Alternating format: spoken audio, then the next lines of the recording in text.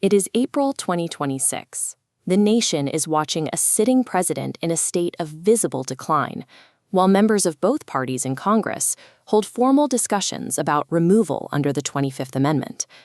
Vice President J.D. Vance stands as the heir apparent, yet he currently holds the lowest approval rating of any vice president at this stage, a 21-point collapse in just over a year.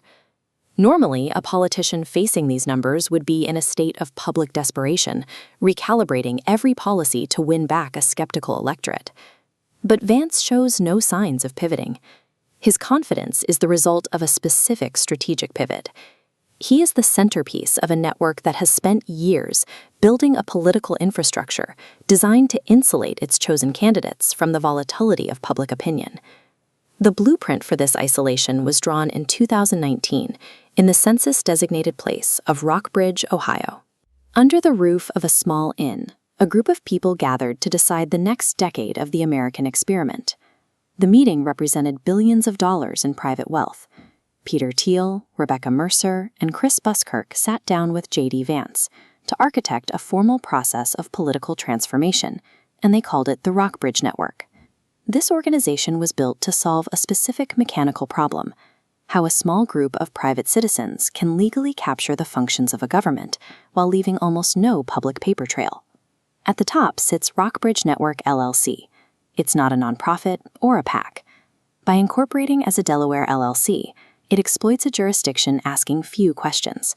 There is no public disclosure obligation, meaning funders keep their names off official records.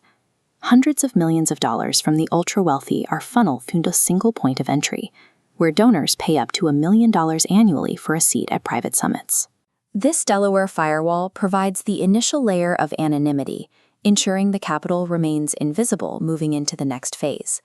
From the LLC, the money flows into 4 distinct 501c4 nonprofits, including entities like Better Tomorrow and Faithful in Action.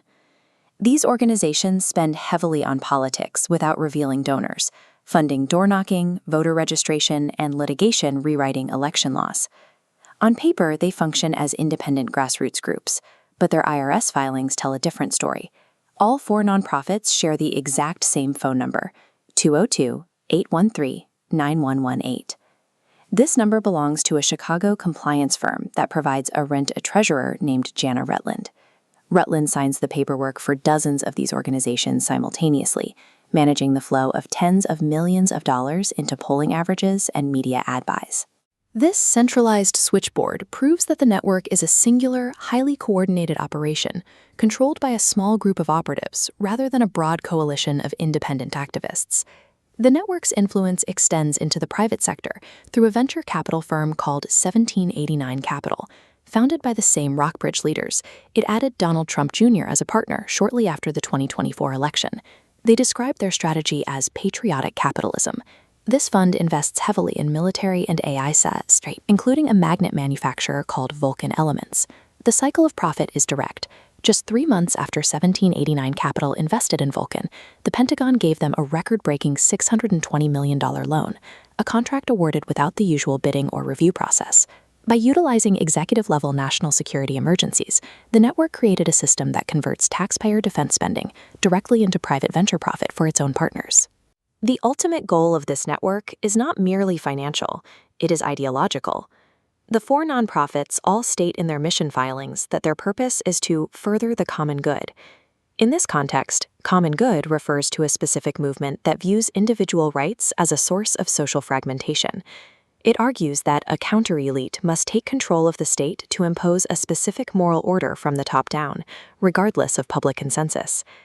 Vance has been open about his alignment with this ideology, endorsing the work of philosophers who argue that the American system of government is a failed experiment that should be replaced with a structure closer to a monarchy. This philosophy is a direct challenge to the constitutional principle that the government answers to the people. By prioritizing a state-mandated moral order over individual liberty and the separation of powers, the network is proposing a total replacement of the American experiment. During a 2021 podcast, Vance described modern America as being in a late Republican period. This is a specific reference to the final days of Rome, just before Julius Caesar defied the Senate and made himself dictator for life.